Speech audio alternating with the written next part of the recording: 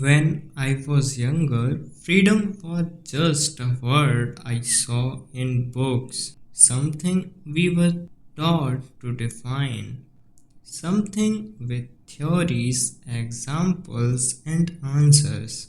I remember reading about it without really stopping to think about it. Freedom meant being free from restriction, being able to make choice, being able to live without someone else controlling your life. It all sounded very simple, but the older I get, the less simple that word feels. Because knowing the definition of something doesn't necessarily mean knowing what it feels like. Maybe freedom becomes easier to understand when we notice the things that are not free to move. A tree moving with the wind while a dry branch can stay almost completely still. The cloud keeps moving across the sky.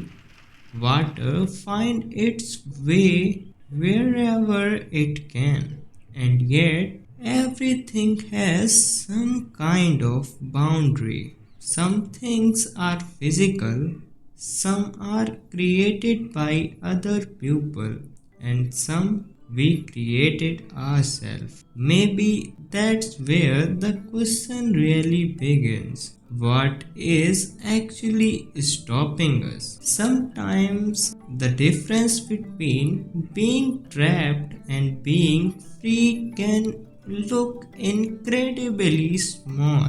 A closed window, a curtain, a wall, and then an opening. The world outside doesn't suddenly appear, it was already there.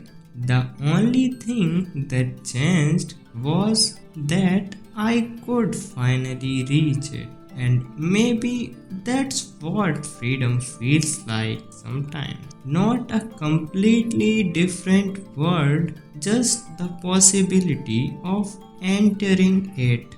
That's probably why I wanted to draw it.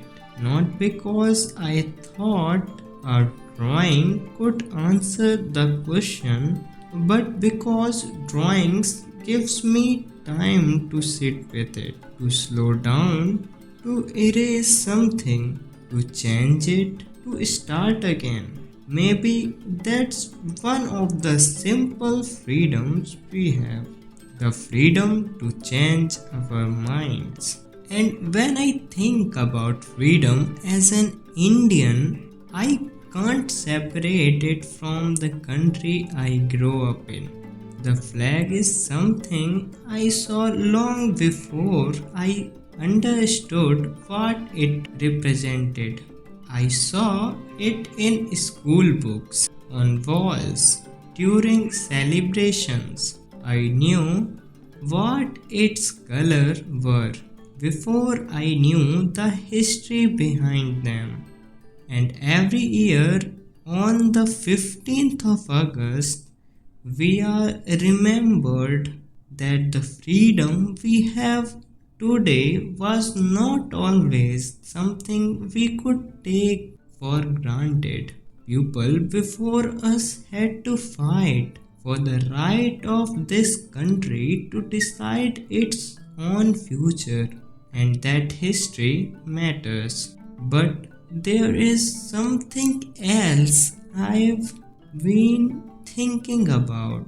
A country being free doesn't automatically tell every individual what to do with that freedom, because eventually freedom becomes personal. For an individual, freedom can mean having the ability to choose what to believe, what to create, where to go, who to become, and that sounds wonderful. until you actually have to make a choice, because having choice can be just as confusing as having none. When there is only one path, there is nothing to decide. You simply walk, but when the road divides, suddenly the direction becomes yours. And I think that's one of the strange things about freedom.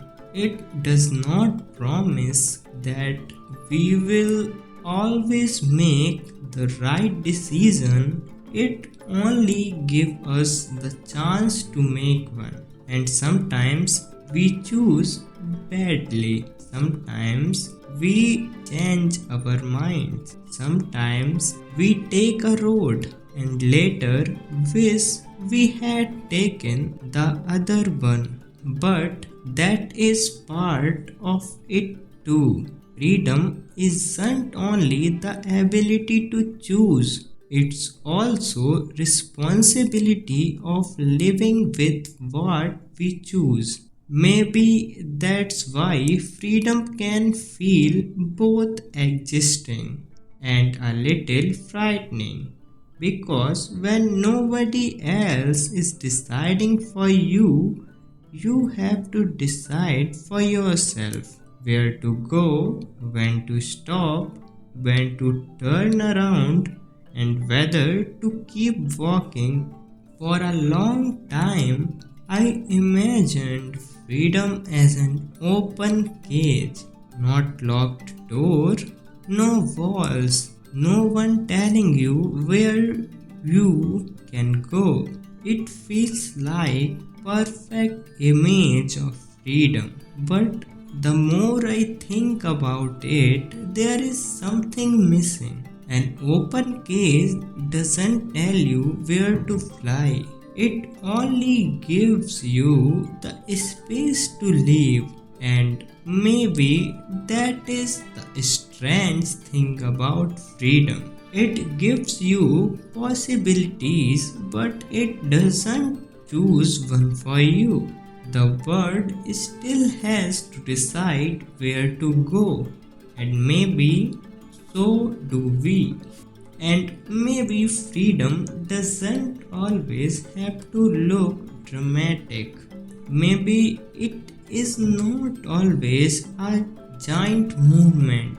Sometimes it is much smaller, making something because you wanted to, even if nobody asked you to, changing a drawing because you don't like the way it looks, starting again, walking somewhere for no particular reason, listening to music, watching the morning arrive, drinking water from an old tap, having a quiet moment that belongs completely to you. These things are easily overlooked because they are ordinary. But maybe that is exactly what makes them important. Freedom can exist in the small decision we barely notice, the little things that make a day feel like ours. And then I come back to the question I started with: what does freedom mean? I don't think I have one perfect answer. Maybe freedom is independence. Maybe it is choice. Maybe it is the ability to change.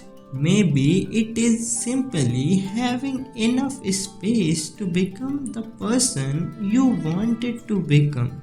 But I don't think freedom means that every path will be easy or that every choice will be right.